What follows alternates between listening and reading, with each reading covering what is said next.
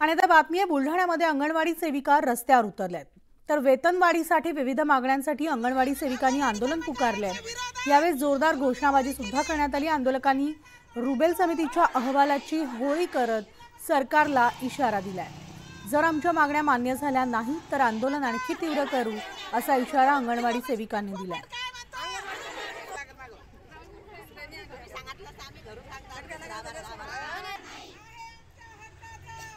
आजची होळी रुबेल अग्रवाल यांनी अंगणवाडी कर्मचाऱ्यांच्या विरोधात जे पत्र काढलं त्याची होळी आहे आणि ती आम्ही होळी केली त्या पत्राची। यापेक्षाही किती खराब पत्र काढले तर त्याची होळीच करू, पण कर्मचारी कामावर जाणार नाही, अंगणवाडी उघडणार नाही किंवा कोणताच काही घेणार नाही याची त्यांनी शासनाने दखल घेऊन कोणाला घेऊ देणार नाही। सर्व संघटनांशी आमचं बोलणं झालेलं आहे, कोणीच घेणार नाही।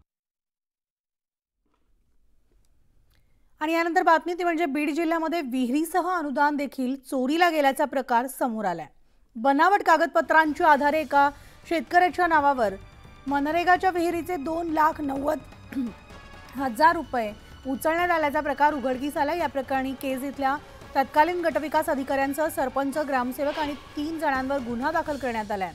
तर दस्तऐवजाच्या मदतीने कागदोपत्री विहिरी मंजूर करत 2,90,000 रुपयांची रक्कम परस्पर उचलण्यात आली आणि ही बाब शेतकऱ्याच्या लक्षात आल्यानंतर त्यांनी केज पोलीस ठाण्यात फसवणुकीची तक्रार केली होती।